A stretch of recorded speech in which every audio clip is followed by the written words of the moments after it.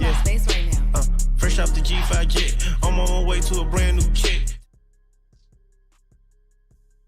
Welcome back, eSIM Studios YouTube channel. We are live on this Tuesday afternoon, a little earlier than usual. I'm trying to have our start times, a little sooner, a little bit easier for me, and I'm sure depending on where you're at, well, maybe a little easier, maybe not, right, for some others, but it's easier for me.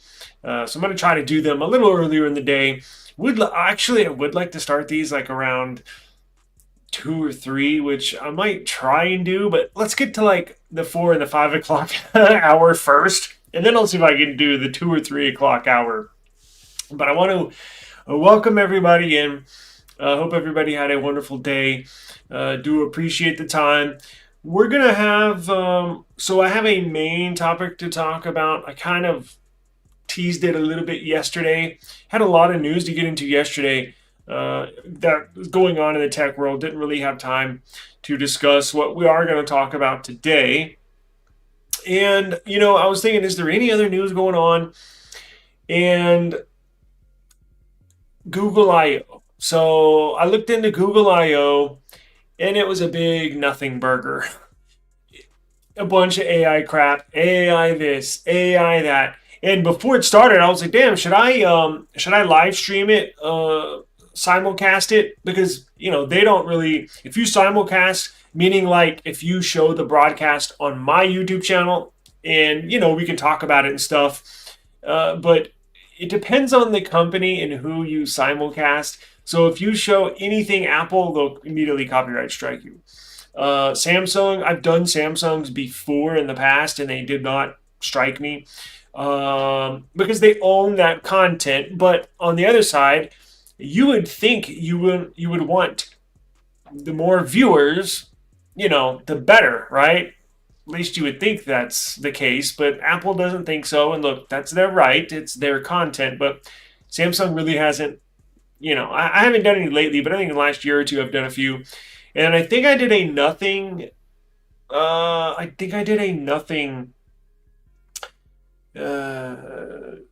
Launch of some product. I don't know. They didn't copyright strike me. And I've done a Google one before. I think the very first year. I think this channel is like 3.5 years old. But I was watching it and I was like, damn, should I go live? And I'm glad I didn't, because it was just AI this, AI that, and it's really nothing to even talk about. One of those things where it's like, well, okay. No devices were launched. Honestly, nothing groundbreaking. I even went to the App Store because typically in the past, they would launch their A series devices at Google I/O. Now, they switched that in the middle of COVID when I think at the first year or so, I think in 2020, 2021, when everybody was on lockdown, that's when they split the A series launch after. Typically, they'll do it in May, or anyways, they don't launch any new products really at I/O. I/O is typically just like the projects they're working on. And just to put everything in a nutshell, they did talk about Gemini's getting a boost of a suite of AI features. What's new? And then they also launched, not launched, but maybe they did launch Android XR. It's the operating system for the wearables, not the wearables on the wrist, which they did announce something that I'll talk about just briefly so we can get past this. But they launched Android XR. It'll be essentially the base operating system for glasses and or wearables, goggles, vision, stuff like that, stuff that you wear on your face, that these companies, these manufacturers, and these developers can take that base source code, and then they can build upon it, put their skin on it, develop apps for it, sort of like how Android does with One UI, right? There's a base code, a base Android code. Samsung gets that for the phones, and then they put their One UI skin on it. Android essentially launched Android XR for the goggles, wearables, and it is what it is. Before I get to my opinion, They also launched like a new wearables for watches, Android version for watches, which y'all know I'm not a big smartwatch person. But before we move on to the main topic, I still think the AI and AI features and AI suite and all this AI stuff is still too soon. Like, it's going to take a while for the general public to adopt AI fully. Meaning, do I use AI? Sure, but it's mainly for it's very. Can I do without it? Of course. Do I use a couple of things here and there? I do. I do have Gemini Pro, Gemini Ultra, which is like their entire suite on steroids. It's expensive as hell. It's like 200. I think they lowered it today from 250 a month to 200 a month, and that's still expensive as hell. That's like, oh, that's very expensive. I have Gemini Pro, which is obviously not the free version. It gives me more features and stuff that I need.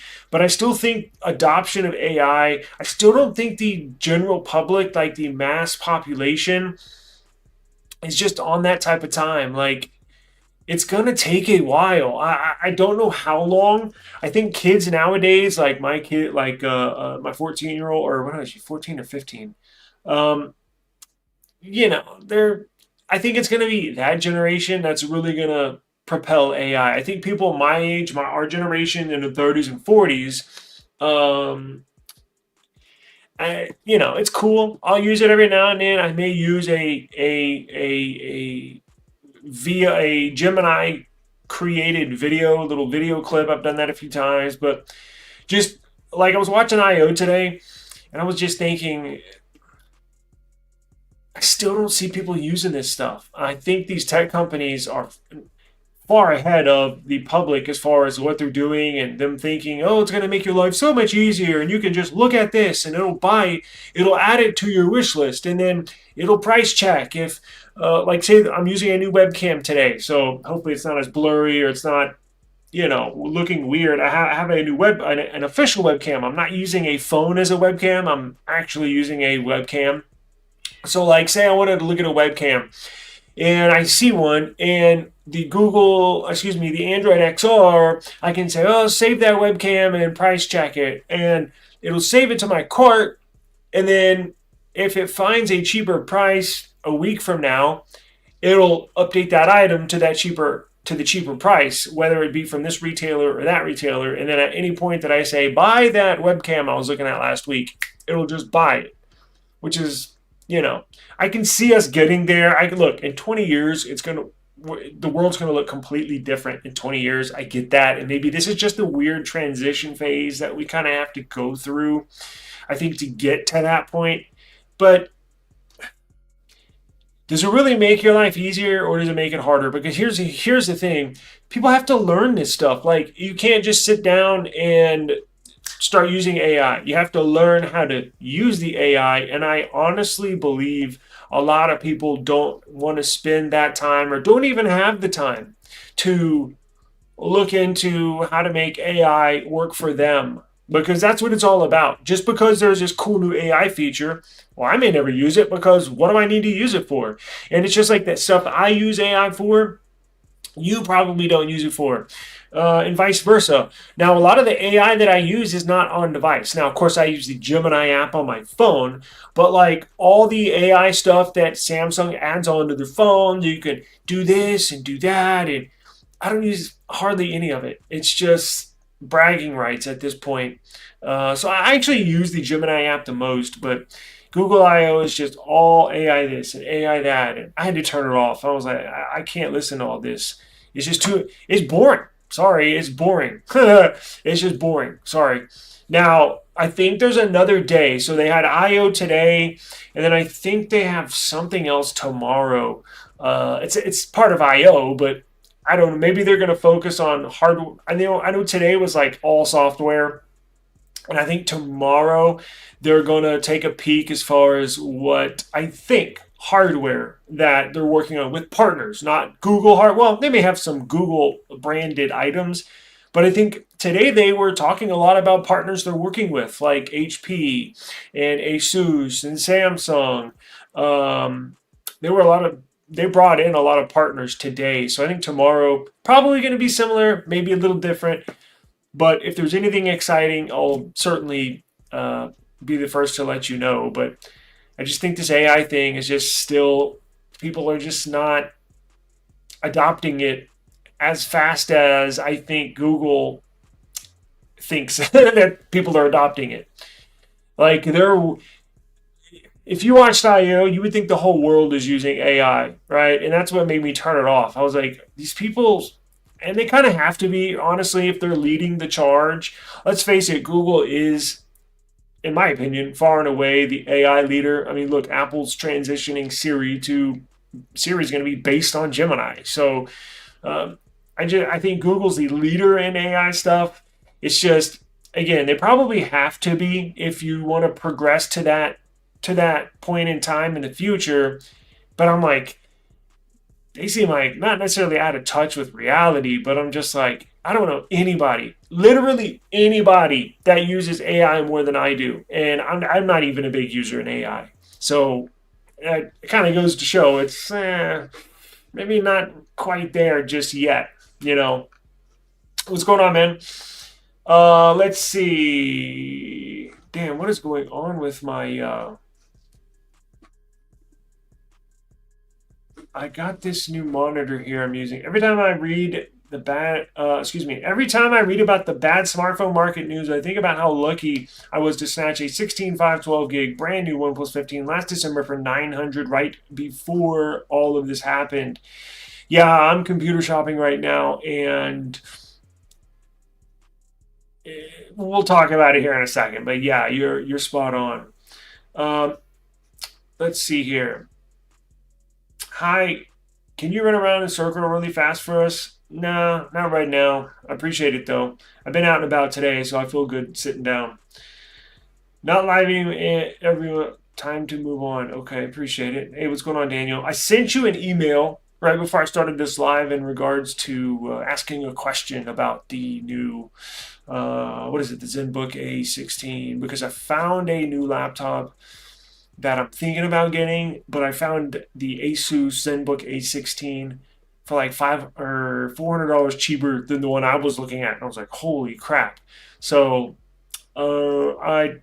anyways, check your email. No rush, no rush, no rush. I switched from the S26 Ultra to the OnePlus 15. Super happy. It's so fast, just amazing. I agree. Hey, what's going on, brother? Appreciate you joining us today. So, and again, I will, whatever happens at Google I/O tomorrow, if something interesting happens, I'll certainly let everybody know. But let's move on to the topic of the show, which I wanted to talk about. Well, I teased about yesterday. I wanted to talk about it yesterday. We just didn't have enough time to talk about it yesterday.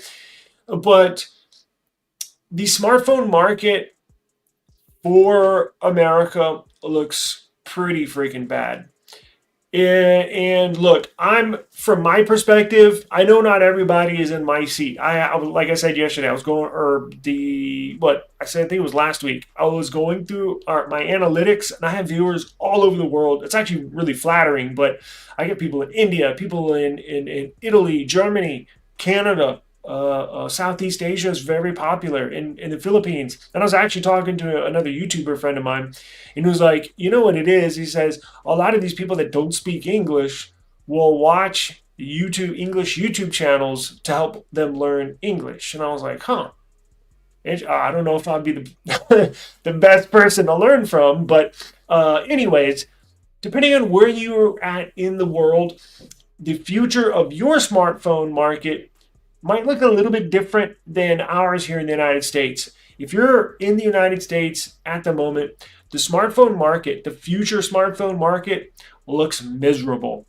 Now, I'm going to kind of lay this out for everybody, and I would like your input, whether you're watching this live or you're watching this. I'm going to re-upload this as its own individual video, so I really, really would like your input on this, because I want to know, am I crazy? Am I freaking out over this too much or not? Because here is the deal.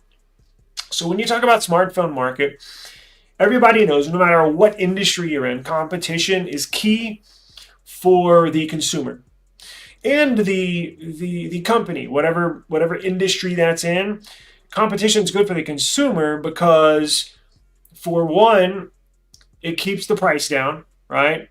Two, we get better products because on the company side, on the manufacturer side, they're manufacturing a product, a competing company, a like company that has a similar product.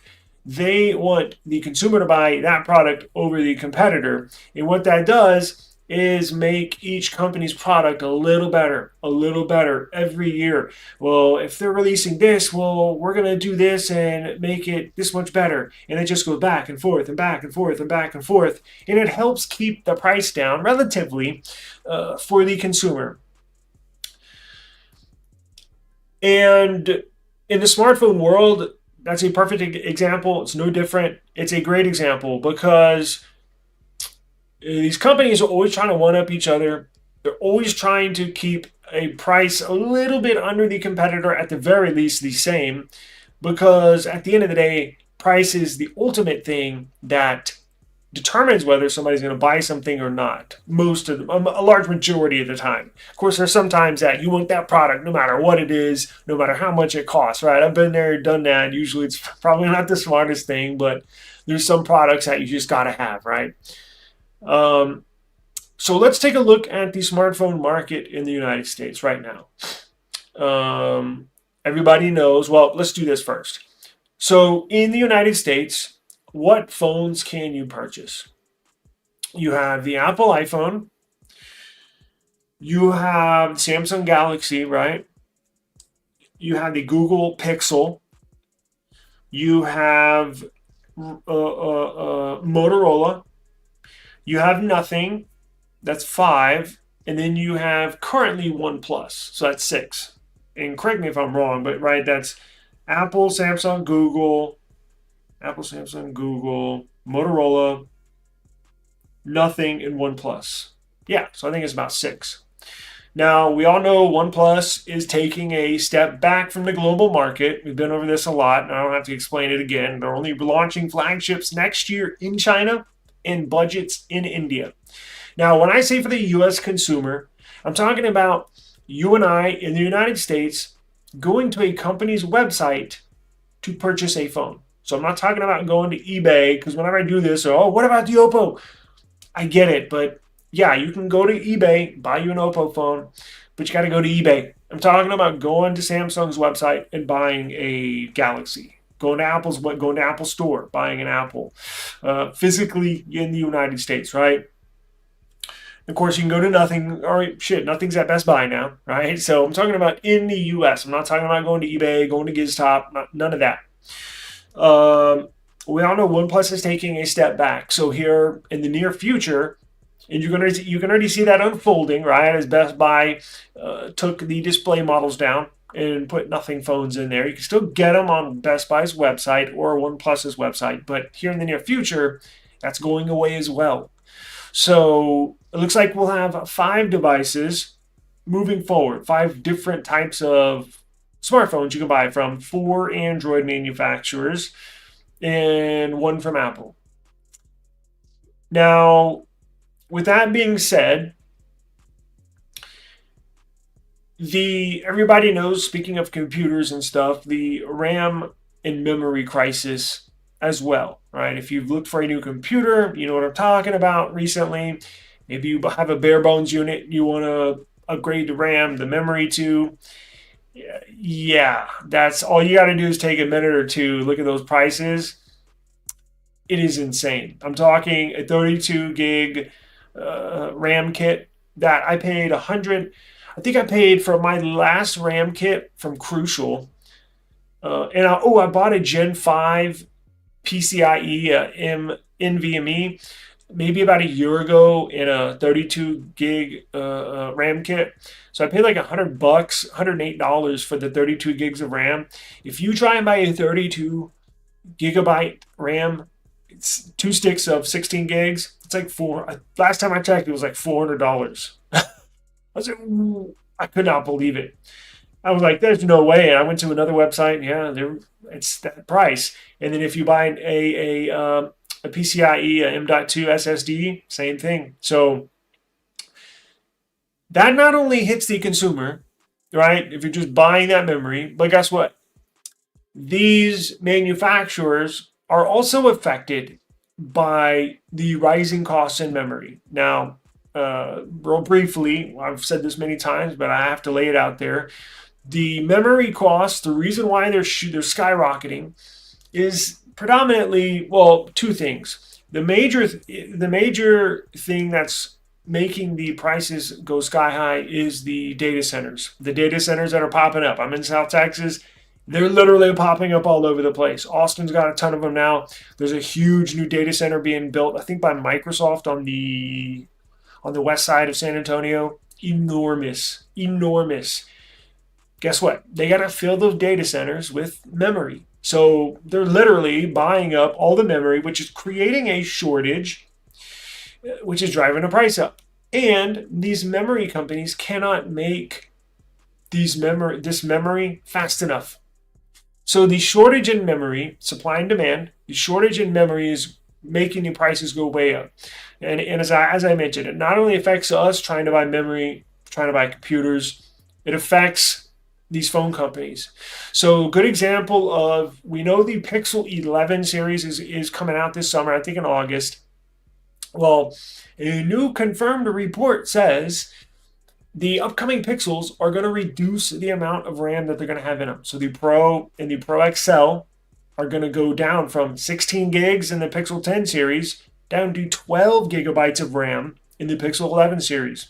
The base Pixel 11 is going to go down from 12 gigs of RAM that in the Pixel 10 series, the base model, to 8 gigabytes of RAM in the base Pixel 11.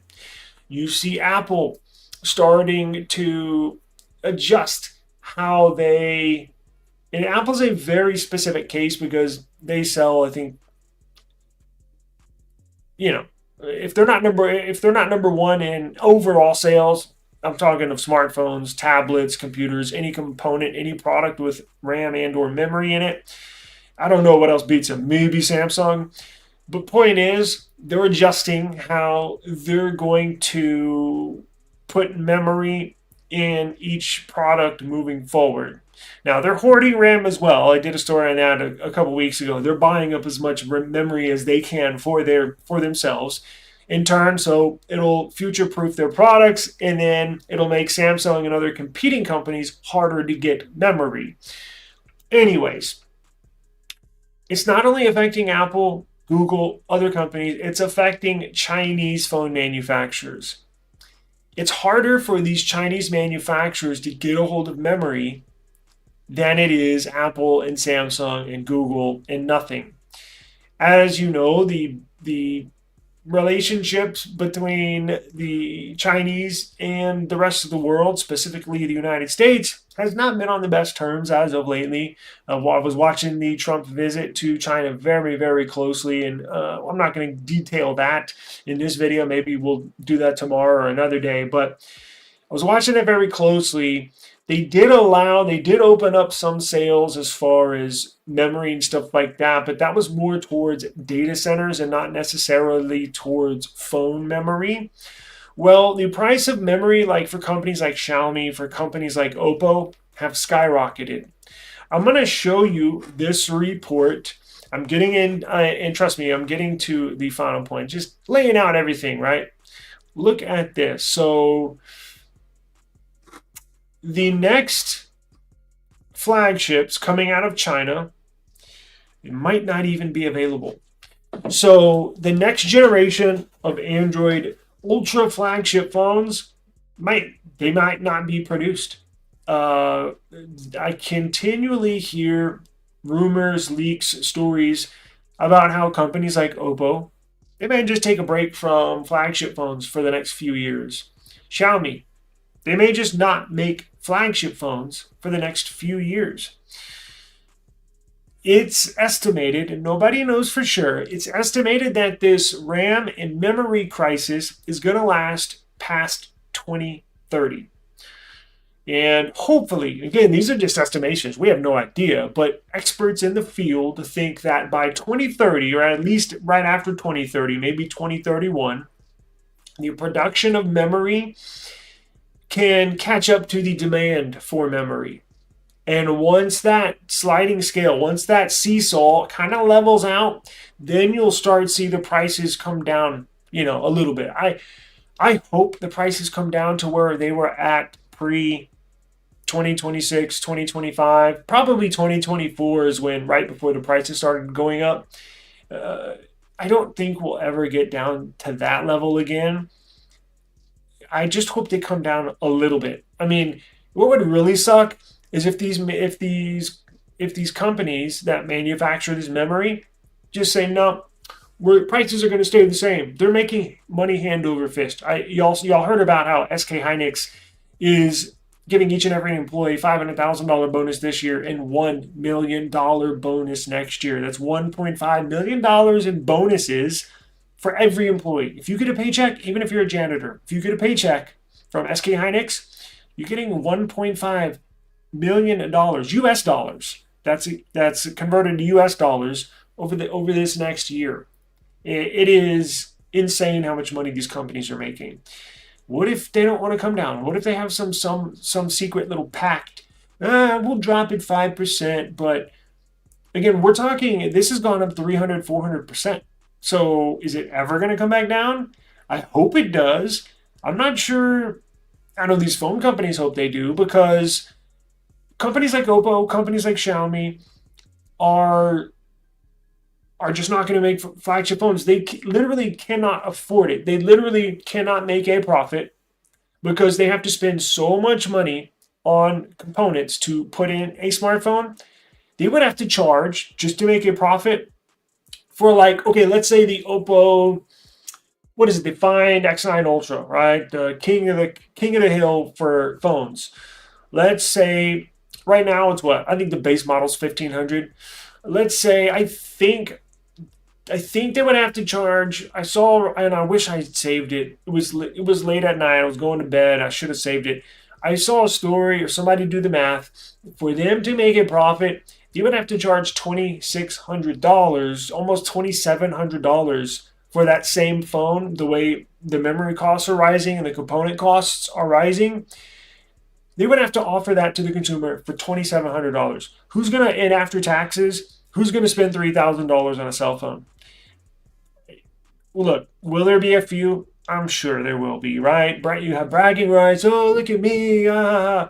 But to be honest with you, they're not going to sell enough to turn a profit. I mean, they may make a profit on that phone, but the amount of cost that goes into R&D, components, marketing, employees, it's just way too much money. So they're literally thinking of just not making flagship phones. So that comes back to us until 2030, or at least right around there, 2031. Then hopefully if the prices come down, then they'll start manufacturing flagship phones again. But that brings us back to the American smartphone market. So if OnePlus is stepping away from the United States, and your option of going to next year, of going to GizTop or eBay, say, screw it, I'm just going to go with these Chinese phones.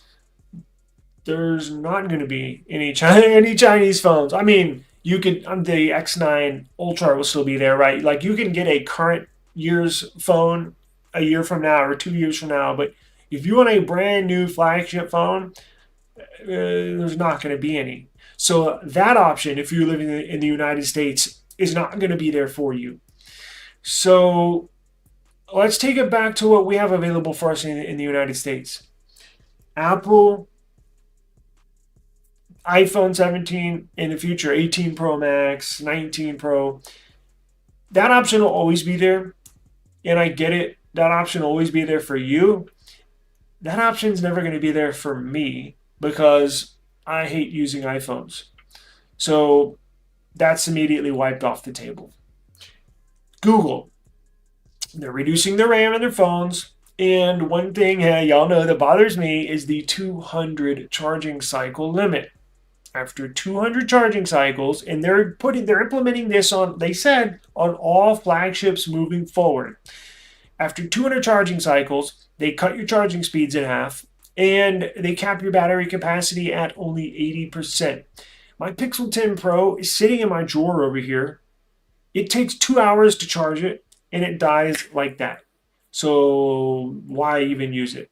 I don't want to use a phone where I know it's only going to be good for 6 months. So this year is actually going to be the very first year I'm not going to buy a Pixel, I think, ever. I've purchased every Nexus on launch day. I've purchased every Pixel on launch day, even dating back to the G1, the very first Google branded phone from T-Mobile. I'm not doing it. Like, I keep on complaining about it, and I was thinking, you know what? If I don't not buy their phones, I'm going to look like a fool. So, and plus, it's bullshit. Like, quite honestly, they need to make it optional, but it's not. It's baked into the operating system. So, that's off the table for me. I'm not going to buy an iPhone this year. I'm not going to buy a Pixel this year. Motorola. Now, now look, all these companies, I'm sorry, I should have stated this first. All of these companies have mid-range phones you can buy. You don't have to buy the flagship phone. I get it. I love flagship phones. Like, I can deal with a very small number of non-flagship phones, like the Nothing phone. That was fun. Um, I've done a CMF phone. I have no problem with that. It's just I have performance issues when it's not flagship. I do a lot on my phone, a lot. I edit videos, do photo, video editing. I run my business on my phone. So I gotta have a top-notch phone, or else I just can't use it. If I can't do what I normally do every day, I just won't use it. Getting back to Motorola. Motorola in the United States, they are introducing the Razr Fold, right? It looks like a viable option. It does not look like they're going to release the Signature in America. So, again, I'm just talking about American phones, what you and I can buy in the United States right now. So that's an option. It's a flagship phone, flagship specs. It is a foldable. Now, you don't have to use it as a foldable, but I mean, if you're going to spend $2,000, it's like, well, why are you using it when it folded all the time, right? It's essentially the price of two phones put together. You need to open it up, and I think that's why I haven't purchased it yet. Quite honestly, is because I'm not sure how much I'll open it up. Anyways, I'm not sure I'll get one of those quite yet. So no Apple for me. No Google for me. And Motorola, I'm going to go get a Signature, right? Personally, like right now. I'm actively trying to get a Signature right now. So, but again, that's not released in the US. So Motorola is at maybe with the Fold. And then who else do we got? Samsung. Oh, yeah, Samsung. So I really hope Samsung doesn't screw its users this year. And look, this is all subjective, and I say screw their users, but when you compare the price and the specs that they put in the S26 Ultra, it doesn't add up to its competitors. It's a great phone. I use it as my number one, number two device every day. It's a good phone in a vacuum, meaning like if you just use the phone and you put blinders on and you don't look over here and you don't look over here and you just use the phone, it's a good phone, right? I think anybody that buys it will like it, honestly, right? Minus the whole screen thing. But if you can get past that, it's fine. But when you look at what other companies are putting in their phones, like the OnePlus 15, that's $400-$500 cheaper. Like it kind of gets you upset at Samsung for not putting a 10-bit display in there, for not putting UFS 4.1 storage in there. So Samsung will always be there. Yes, I'm a sucker. I'll probably have to buy Samsung moving forward because I really don't have any other options, because iPhone, no. Google and Pixel, no. Motorola Razr Fold, I don't think so. Even though I want to, I already explained myself. So it looks like I'm just going to rock with Samsung. Now, OnePlus is stepping back out of the market, so there goes that option. And then that leaves Nothing. So depending on what Nothing does with the Nothing Phone 4, right? They're not going to put it out this year. It looks like they're going to do it next year. We'll have to wait and see. There's no look. Depending on how things go, there's no promise that they're going to launch it in the United States. I know you can buy the phone 3 in the US, but some of their phones you cannot buy them if you're in the US.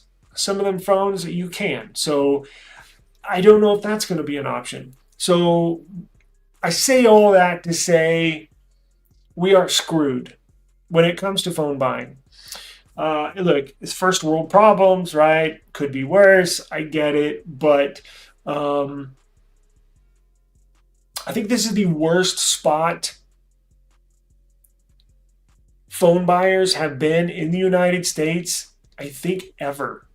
Now, the future looks really bleak going into 2030. Now, hey, we're just in 2026. We still got the remainder of this year, 27, 28, 29, 30. That's 5 more years of it probably decreasing as far as our options, what's available, the price of memory. At this point, I don't see a light at the end of the tunnel. Now, 10 years from now, could it be total opposite? Could be, but near future does not look good. It does not look good at all. So, man, oh man. Okay, perfect. Thank you. It's time to stock up on Oppo and Vivo phones while you can. Would not be a bad idea. And quite honestly, and here's the thing, you bring up a good point, because even let's say 2 years from now, right? So we're in 2026. Let's say 2028 rolls around, and let's say Oppo and Xiaomi have stopped making flagship phones because they're just not making profits from them. And in fact, it's costing them money, right, to produce these phones. Let's say you go buy a nice, gently used Oppo Find X9 Ultra. I think that phone, even the OnePlus 15, look, these flagship phones today, I think will last you, honestly. I know we like to move on to the next thing, the newest thing, a yearly release, but somebody mentioned that yesterday. Do we really need a yearly release? I think these phones 2 years from now would still be a great choice. How much better can the camera quality get from an Oppo Find X9 Ultra? How much better, how much faster RAM can you put in there? How much faster can you open an application? Like frame rate, benchmark scores. I think if there is any good news and or any speck of good news that I've kind of casted this cloud, the dark cloud over the mobile phone world over these next few years, if there's any shimmer of light, it's that I think these flagship phones, we've kind of plateaued at a point of performance where I think the devices will still be good. In fact, I know they'll still be good 2 years from now. It's just, what about moving into 2030, 2031, 5 years? I know you can hang on to an Oppo Find X9 Ultra for 5 years. I know the OnePlus 15 will still work good, probably in 5 years from now. S26 Ultra, probably still pretty good 5 years from now. However, it's right around the time when batteries start to degrade. So, look, you may have to pay, and I'm sure that's a fraction of what, if you had to pay for a battery replacement in an S26 Ultra 5 years from now, it'd be what, $120 compared to spending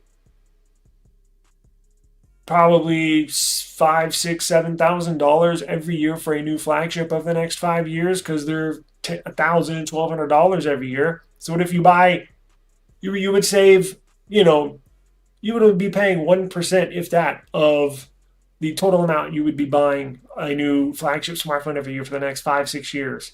So other than the whole battery thing, I think these things will be fine. And again, the typical lithium-ion battery lasts maybe 4 to 5 years. Silicon carbon, I think, is still kind of new. I know they have ratings online, charging cycles, and how much they'll be rated at after so many charges.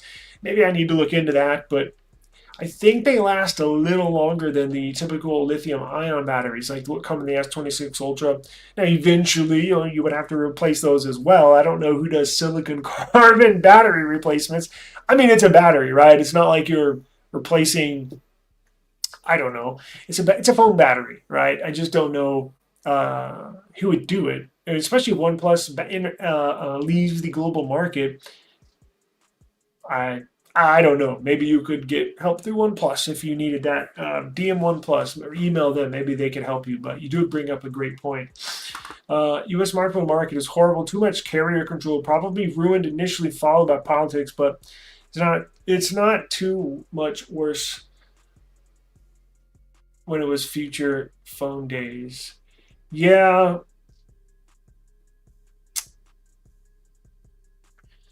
yeah, the whole I didn't even I haven't even thought of it from a care from a that you bring up a really good point too. I haven't looked at this aspect of it. What about the carriers? What are they going to do? What are they going to now? Um they don't sell obviously these Chinese phones. And I guess they'll be fine as long as there's Apple and Samsung because we all know and I guess Google.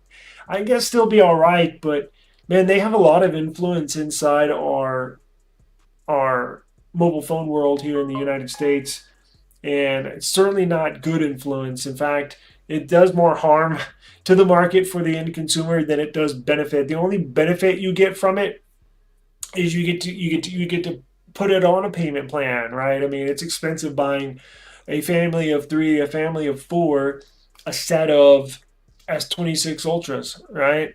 It's expensive. We're talking thousands of dollars here. It's much easier to go to T-Mobile and pay whatever $200 a month for everybody's phones and everybody's data and service, and just continually do that. You know that's a bonus, but as far as behind the scenes, they've been doing probably more harm than good. Asia used to get these best stuff. Oh yes, I know. I had a friend that was Japanese, and he used to go visit his family in Japan every year. I went to school with him. And what I'm talking about when you're like 16, 17, 18 years old, even when we got in our 20s, he would still go visit his family. He used to always come back with the latest Sony phone or Samsung phone, and it used to blow me away. They Japan had camera phones years before we did. I remember him coming back with a camera phone. I think it was a Samsung, but it had a all color display. And, while we still had the gray and black displays with the T9 texting, this was like a full fledged camera phone, and I was like, "What the hell is that?" He's like, "Oh, look how cool this is, man! It's a phone, but it takes pictures too." I was blown away. I was like, "They sell those over there?" He's like, "Yeah, man, they're all over the place." I was like, "Holy crap! It's insane! It is insane."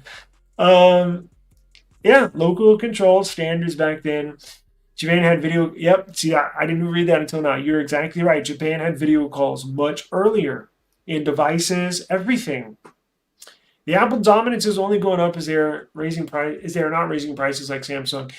Correct. Samsung is going to raise prices next year. Now, that's the reason why they didn't fully spec out the S26 Ultra. It's because they didn't want to raise prices, but they kind of did, because the only model they did not raise prices on was the model that sells the most. So the model out of the entire S26 family, the S26, S26 Plus, S26 Ultra, and then all of the storage variants, whether it's a 12256, 512, or 12 or 16 1 terabyte for the loaded model, out of all those models, out of all those SKUs, they raised the prices on, except one. And that was the base S26 Ultra model, the 12256. That remained the same as the previous year, but if you go and you look at the prices, all of the other models, all of the other storage variants were more expensive. So they were clever because they were a little sneaky, right? Now that base S26 Ultra model sells a ton of them. I mean, 2, 3, 4 times what all the other models sell.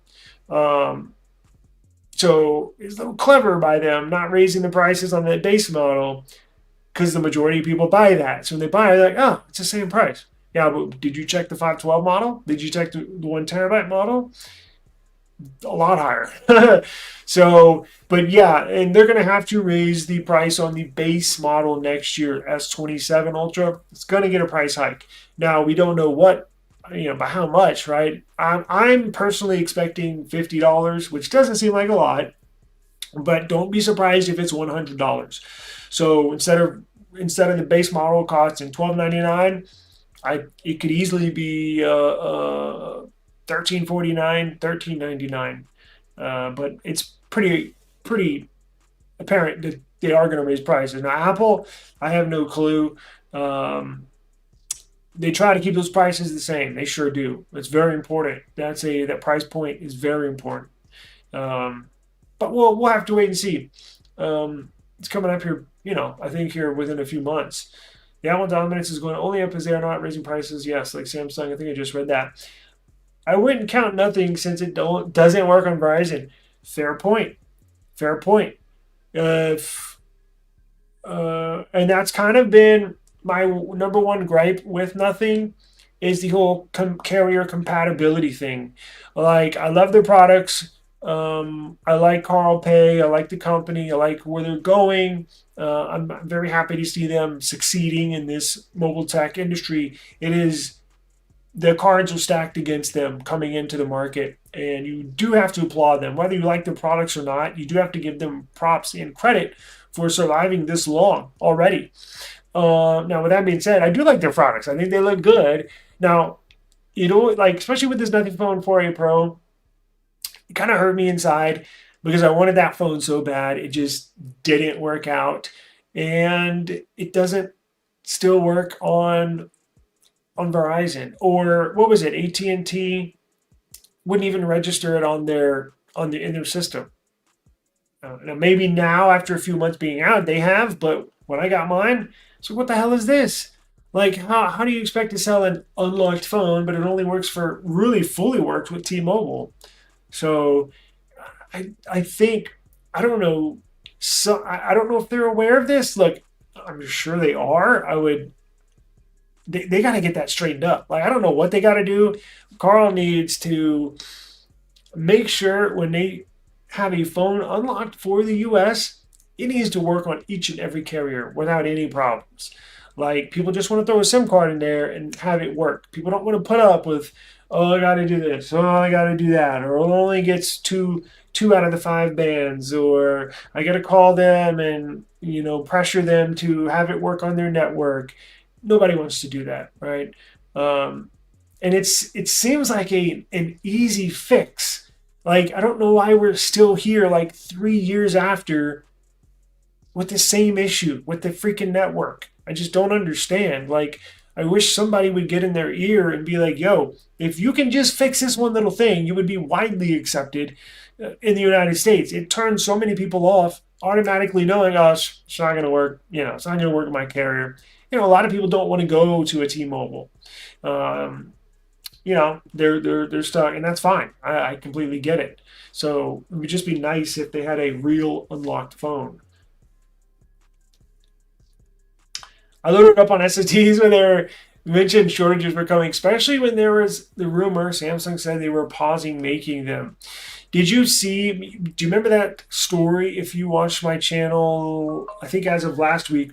I mentioned it earlier, the SK Hynix, the bonuses that they're giving employees are making so much money. Well, the Samsung employees essentially went on strike because they're like, well, wait a second. Well, why is this company giving their employees 1.5 million US dollars, or whatever their equivalent is? Why are they getting literally life-changing bonuses? And that's just over a 1-year span. Imagine what they're going to get in 2 years and 3 years and 4 years. So the Samsung employees essentially had a strike. Well, the ruling came out, was it yesterday, that Samsung, the kind of union that they had for the Samsung employees, they made a proposal to the Samsung company saying, we want these benefits. They laid out their plan, and if you accept these off these terms. We will come back to work. Well, it came out yesterday. Samsung denied the terms of whatever they put forth. I saw that and I was like, yikes. Now, is it a negotiating tool? Probably. As you know, negotiations, either side doesn't ultimately get always what they want. So you kind of do have to meet in the middle. But Samsung said, nope, no thank you. So I don't know what the hell's going on. I don't know. I have no clue. I'll look into this after the stream here is done and maybe update everybody tomorrow, because all I heard was Samsung said, no, we don't accept your terms. And now I'm like, well, what's next? Are they just going to continue being on strike? So they're not making any products like a memory? I don't know. But it's very interesting to see this go down on the other side of the world. And it directly affects literally you and I, because what you're watching me on right now has memory in it. Each and every phone, memory. So it directly affects us. It sure does. I'll look into that here in a minute when this is done. What are your thoughts on OnePlus? Any updates? I love OnePlus. Always have, always will. I'm sad that they're leaving the global market. I wish they were here to stay. It would offer the United States consumer another great option for if they want to buy a new smartphone. And with them leaving, it essentially, as I laid it out earlier, only limits us to, and especially for somebody like me that doesn't like iPhone, it essentially means if I want a new phone, I'm going to have to get a Samsung every year. And I don't like being constricted, even though I like Samsung, right? Look, I got one right here, right? Even though I like Samsung, I don't want to feel like that's my only option. And that's what I'm upset about. And that's kind of like what I realized over this last week. I'm like, holy crap. I can see this like big train way down the track. I can barely see the light coming around the corner. And before you know it, it's going to smack us right in the face. Like in a year or two, we're not going to have hardly any options. And I haven't heard anybody talk about this. And that's why I kind of wanted to do a live stream about it, to make everybody aware of what we're about to see is going to happen here. Not good. Hey, what's up, Mike? Hey, Taylor. I hope you're doing well. I am. Thank you. I pre-ordered the Moto Fold. Awesome. It had no updates on shipping. It's making me worry that Moto hasn't changed their ways. No. I think they start shipping, and Daniel, I think if you're still watching, I know he ordered one.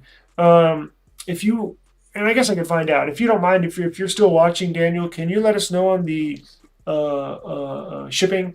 I think they're shipping them out on the 21st. So I would not be worried.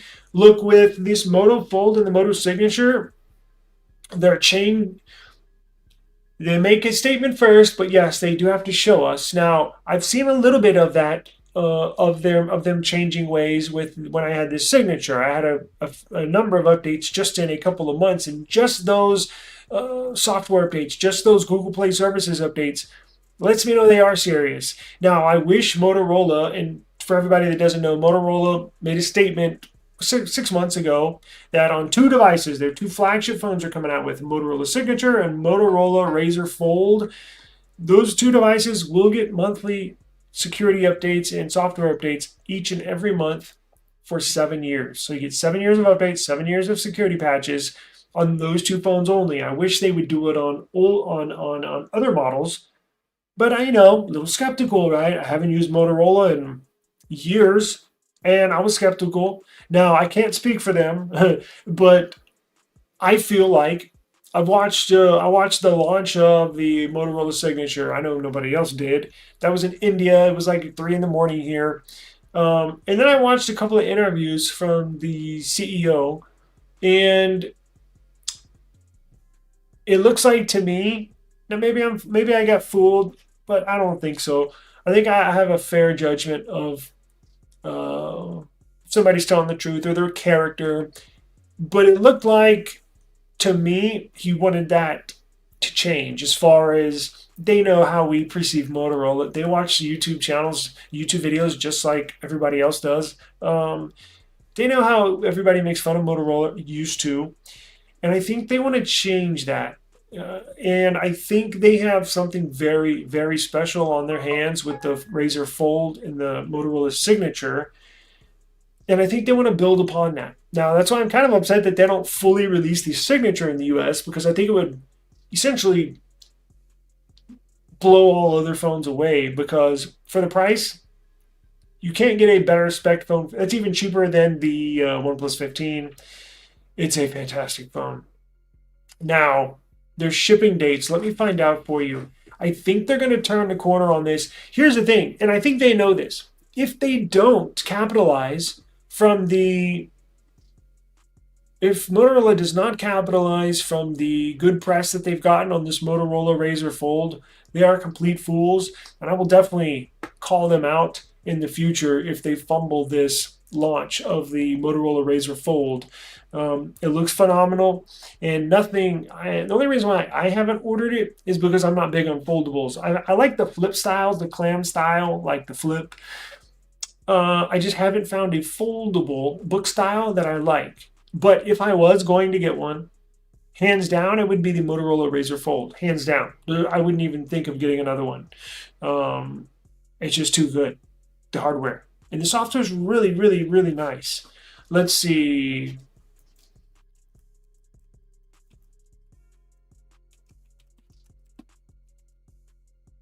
Should I put shipping date?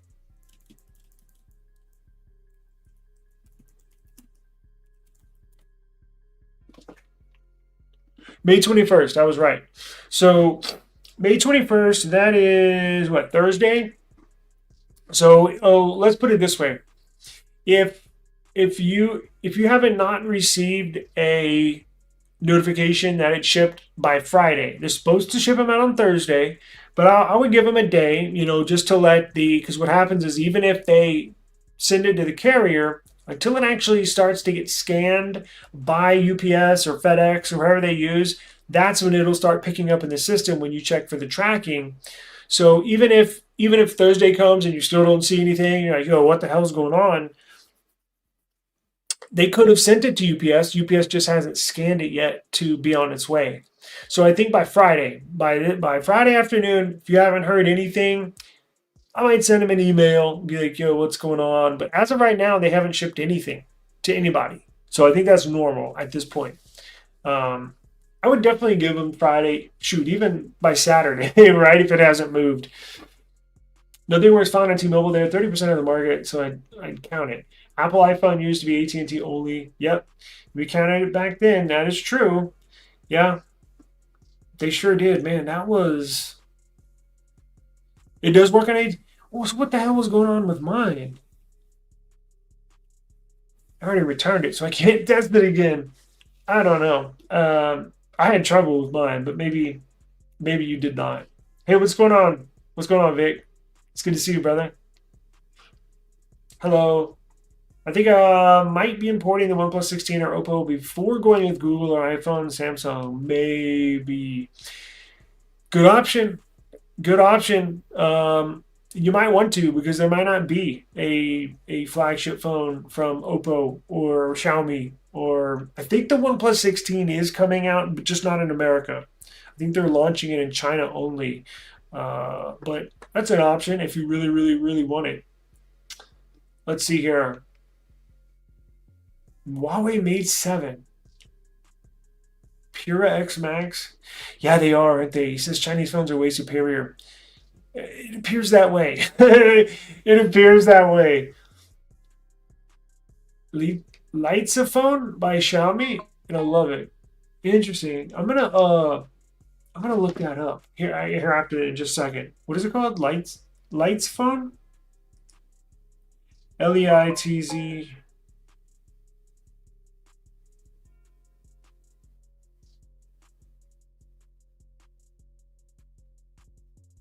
Okay, I got it in my search history, so I'll look at that in a minute. Wow, that looks cool. Holy crap. Damn, that looks nice. You just sold your Nothing Phone 3 because the standby battery life was ridiculous. Interesting. I saw one the other day, but I didn't pull the trigger. It was still, I think they were asking 500 for it. We're waiting for your review of the Oppo and Vivo Ultra.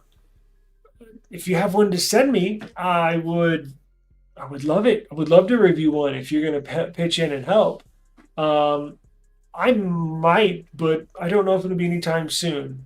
Um, I don't know. We're gonna have to wait. I'm still deciding on which phone to get next, but Oppo's probably at the top of the list or right up there, right? If nothing, a launch on Verizon compatibility definitely be a very good option. You get good battery life on the Nothing Phone 3. It's S20 Ultra. Damn, interesting. I do, unfortunately. I say unfortunately. Don't update it to 26.5? Huh.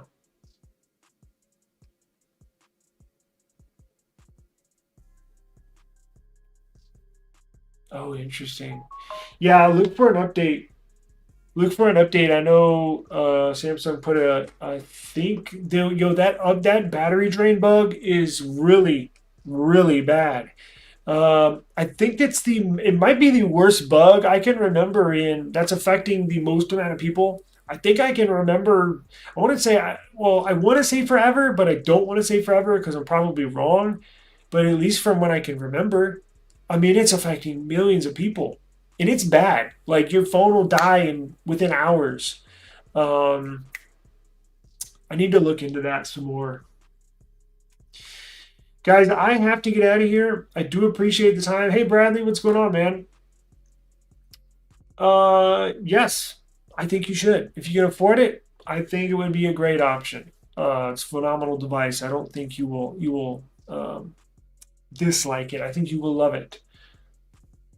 Flagship Motorola, yeah, that's what there was before I get out of here. There were talks that they were gonna release the Motorola Signature in the United States, but they were gonna release it under a different name, like the Moto Edge 70 Air. I don't know why these companies do this, but I was like, whatever, just release it, right? Even if it has a different name, whatever. But it does not look like that's going to be the case. So they would kill it. They would kill it. Now the Razor Fold, the outer display when it's closed, I've heard is it's just as good as any other phone because normally when you have a foldable, the front outer display will not be as good as a regular smartphone.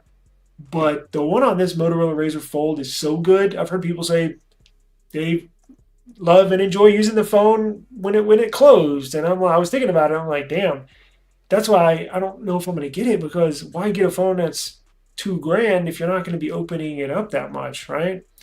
Um, but they would kill it if they had a regular candy bar style phone to compete against the S26 Ultra, all the other flagships, the iPhones, the Google Pixels. People would buy it, and I don't understand why they're not doing it. Maybe they're using this to test the waters, but I think so far it's got pretty good reception, and it hasn't even been launched yet. But everybody I see that has it absolutely loves it. So I think they need to after getting their feet in the water, I think they need to release something hopefully later this year because as I mentioned, our options are getting small. So no, yeah, trust me. After thinking about it, like, yeah, I think I could do that and review some finances and look over stuff. Maybe I could sell this, maybe I could sell that, or yeah, that may be able to fit it in. And I'm like, oh, that's a tough buy. I mean, look, if you buy it on a credit card, you can obviously pay it off, but still not cheap. It's like buying two flagship phones in one, right? I'd rather have two flagship phones, but that's just me. I've never been that big of a foldable fan, but I know people love them, and if you do, hey, more power to you. But um, it's expensive. But I got to get out of here, guys. I do appreciate the time. Thank you very much for joining me. Hope you have a fantastic rest of the day. Please be safe, and I will see you all tomorrow. Peace out. Yeah. I just need my space right now. Fresh fresh off the G5 jet. I'm on my way to a brand new kit.